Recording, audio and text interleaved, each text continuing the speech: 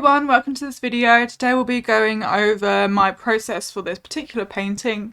It's really useful going over other artists' process, so I highly recommend that you watch this video once, twice, maybe even 3 times to get the most out of it, because there's a lot that goes into painting and illustrating. I really progressed really fast in the start of my art journey by looking at other people's processes and actually watching their videos and seeing how they do it. If anyone has any questions on the process and how they can kind of find out their process for themselves, please ask. So first of all, I start with a sketch.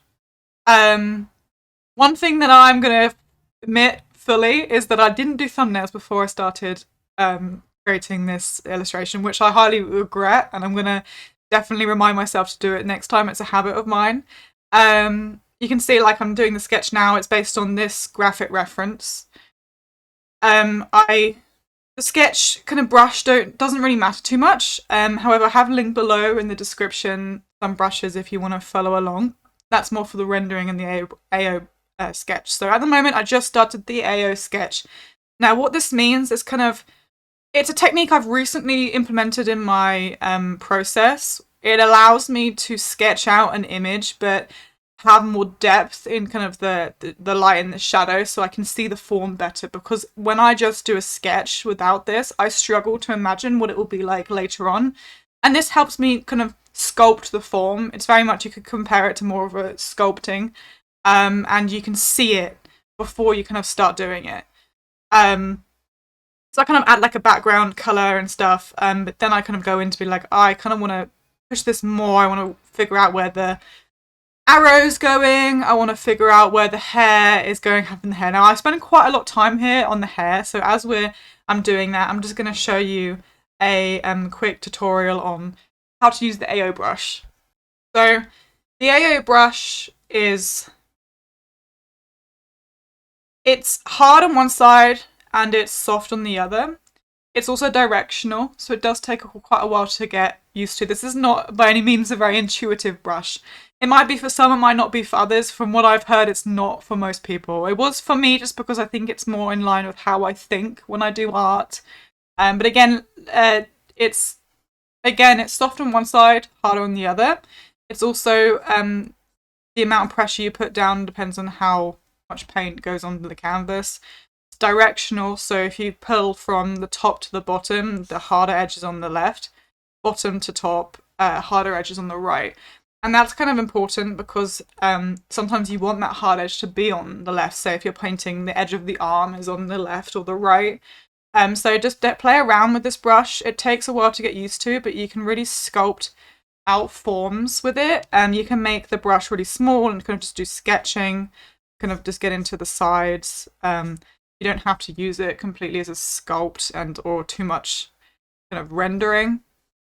I like to do that for now, just so I can kind of visually see what I'm doing, but you could do a slightly faster, more sketchy process. Another great thing about using an AO brush is that you can visually see your proportions a lot easier. I find it really, really helpful for painting eyes. That's something I struggle with, but with the AO brush, I find it a lot easier. In fact, I feel like my rendering kind of messed it up a little bit later on, which is interesting. So now I'm going into just a really flat base colour. So I don't tend to really use grayscale too much. I guess you could maybe count the AO with a bit of grayscale. But once I've done something at that level, I just go straight into colour. So I do like a wash first. So you can see here, it's kind of have like a blue wash and a red wash for the hair. And it's just a general of what idea for what this image will be. Don't worry too much about what the values are at this point. Kind of pick the midpoint of the value. Again, don't be too worried about that. Like, don't overthink it. You can kind of work into it and it will change over time. And don't go too bright. I don't recommend that. I think it's harder to paint in the shadow. I recommend going too dark, if anything. So I'm now underneath the AO sketch, which is still informing my form. I'm painting in, doing some rendering. So the AO sketch has already given me some light and shadows. It's already given me a head start. However, now I'm kind of going into it more, and you can see I'm repositioning things too, because I'm not yet at a level that everything's perfect at every time. And so I'm repositioning a few things. Now it's getting really like jerky because I'm doing a lot. I constantly, I have a black and white layer, you could see in the bottom right, that allows me to see what's going on with the values and not get distracted by the color, because color can kind of change our ideas. So I've labeled that shadow. So now I'm going to start on a shadow layer. I got to the point in this painting where now I'm like, okay, I've got the base done. This is like a complete base of the values and the color, mostly the color. And there's not a depth. I like paintings where they have a lot of depth. I was imagining this painting to have quite a dark background. And so I added a multiply layer and put the opacity down and just painted over it with just pretty much black to decide where I want the light to be hitting, like spotlights. And this was actually really fun. It looks kind of bad now, but I do use this a lot in the paintings today. I used the smudge tool, and that just to quickly blend everything, and that really works really well. As you can see now, I've used smudge, and that just blends everything in. So now I have a base for the shadow. I extended it a bit on the side because I thought it was a bit too. I wanted to be more centered, and it's really kind of coming together now, I think. Trying to add a bit of texture. Something that I really want to improve on is adding texture into my work. I'm really used to using one rendering brush, which again is linked below. To do rendering, it's kind of a softer brush, and therefore I don't get as much texture. So I tried to add kind of other texture with other people's brushes. I struggled to paint in perspective the clothes, especially the bikini. So I drew some boxes to try and visualize the form, and that really helped me draw those shapes in, just as a sketch for now. By this point, I have created thumbnails for this image, a bit late, better late than never. Do it at the beginning, I did it halfway through, well, quarter way through, and I'm just going to pause here to share with you those thumbnails. So here are my thumbnails that I created, and just the costume, because I have kind of like a bare woman with no costume at that time, so I needed to design that. I chose option 2. And this is really quite important because it does show your design skills, and it adds like it adds to your portfolio. So, and it makes the process a lot easier. I would have found it easier if I did this from the beginning. When working and developing, like rendering, I do have a separate video that kind of explains a little bit more about my process on how I render stuff. But the general is, you can see if you look back and kind of play through this video, I tend to go from sketch and then larger shapes in the rendering, so meaning like an overall color of everything that wasn't too much, and then I start painting in. So then I could have did an overall shadow and stuff like that, and then you start painting the details, which is what I'm doing here. Another great tip is don't forget things casting shadows. I tend to use that a lot because I think it adds a lot of depth. So at the moment I'm adding the shadow that's underneath the hair that goes over the face, and that just adds a lot of depth into your painting.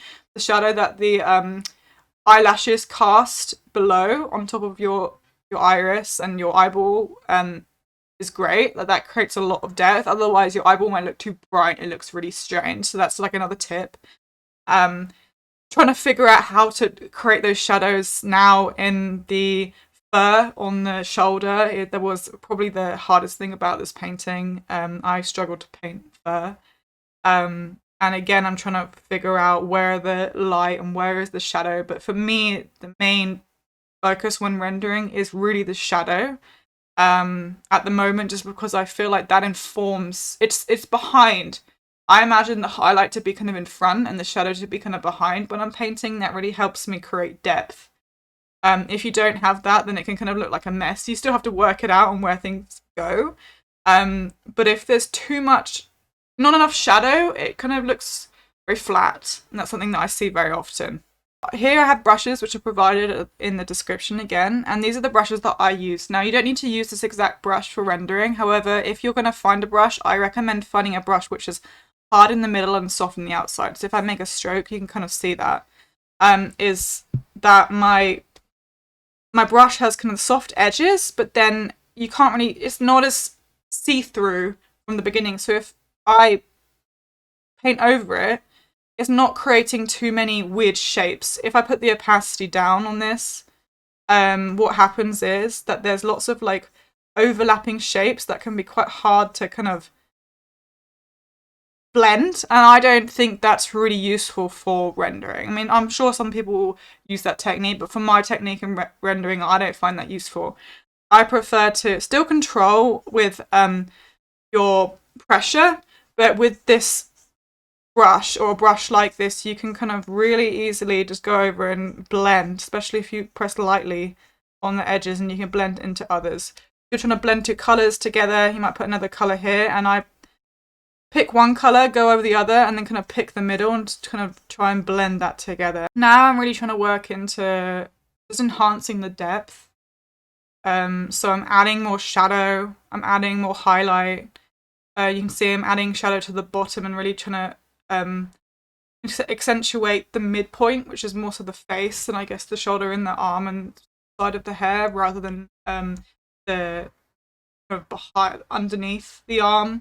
So now I'm adding sharper edges. I'm mixed about this technique. I think it's an easy way to introduce a finished kind of look to your painting by sharpening up edges, and you're always going to do it to some degree. However, the artists that I study, they tend to do that with a softer brush, just continuously working into it.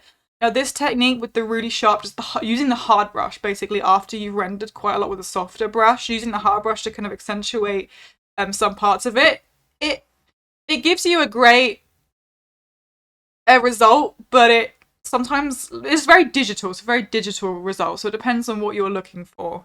I think at the moment I'm trying to lean more towards more of a traditional look, but yeah, I recommend trying that out. It's a great way to get quick results.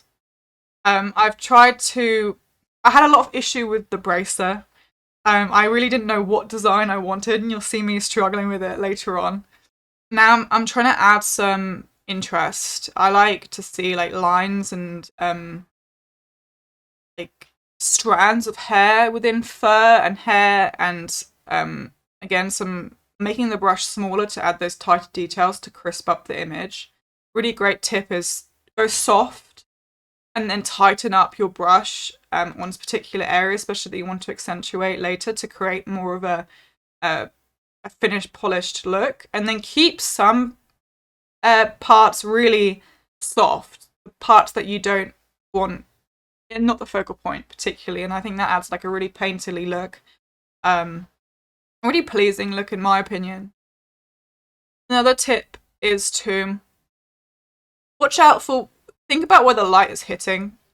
I like to add, if I see there's a really dark background, so for example in the bracer, it's kind of overlapping her body and it's darker underneath, I put a small highlight with a slightly tighter but still soft brush to accentuate the edge.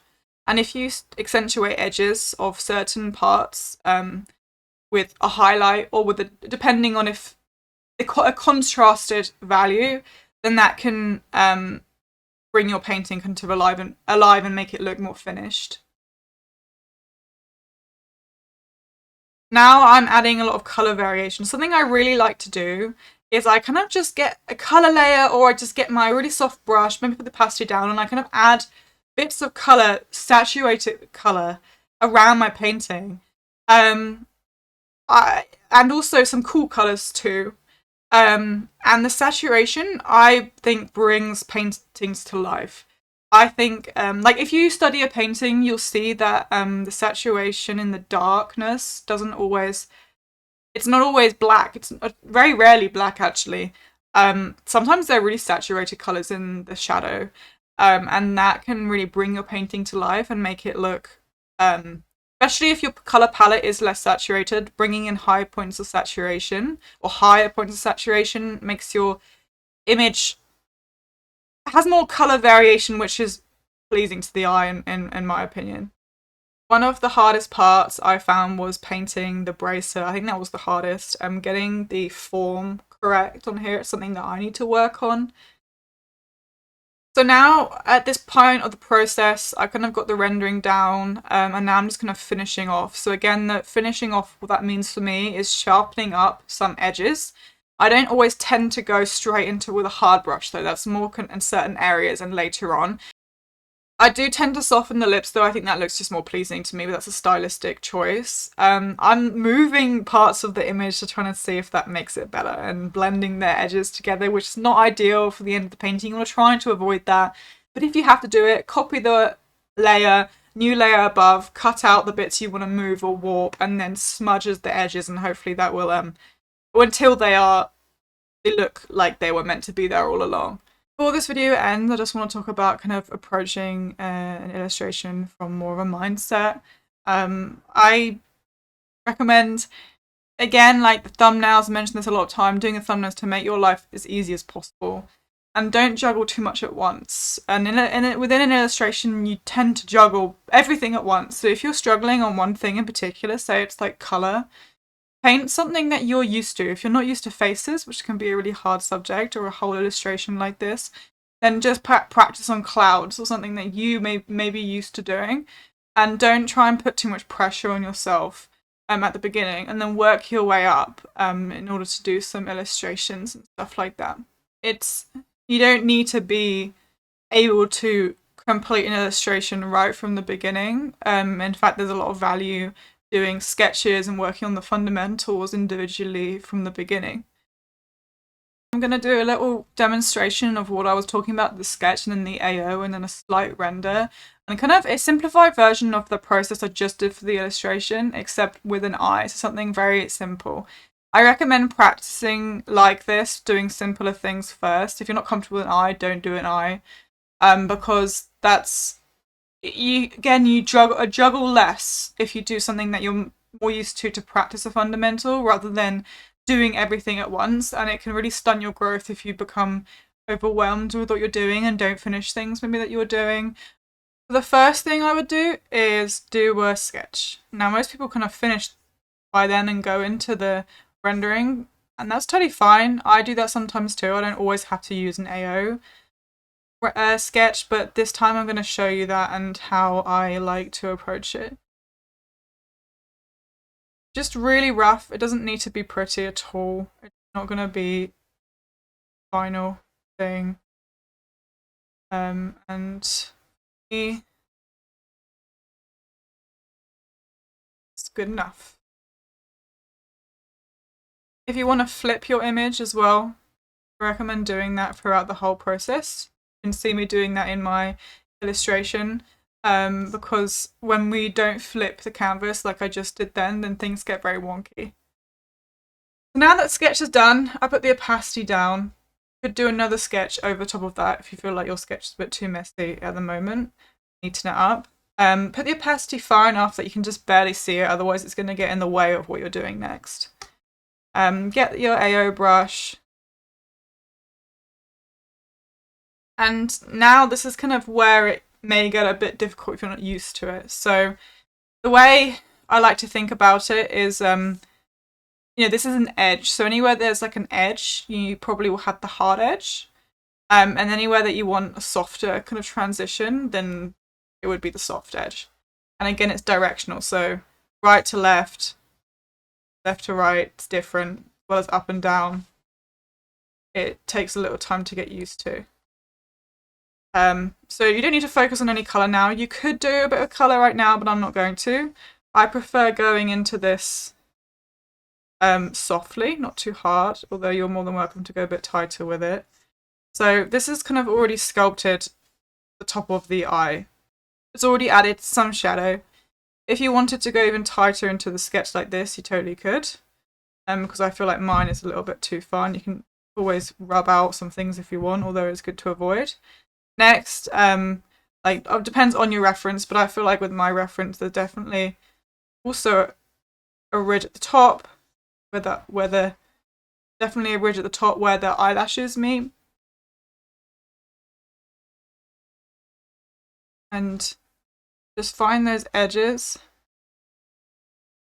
Start painting them slowly, and you'll find that you'll quite quickly get a sculpted sketch of what you're aiming to render even more, or you could leave it at that or render it more later. Completely up to you. It's just a lot faster process. So this is my finished product. If you have any video suggestions, please comment and let me know what you'd like to see. I'm just getting back into YouTube. I'm hoping to make it a more frequent thing because I do really enjoy it. And from the little that I've done at the moment, it's I've got quite a few comments and requests of people asking me to do a few more. So let me know what kind of thing you'd be looking for.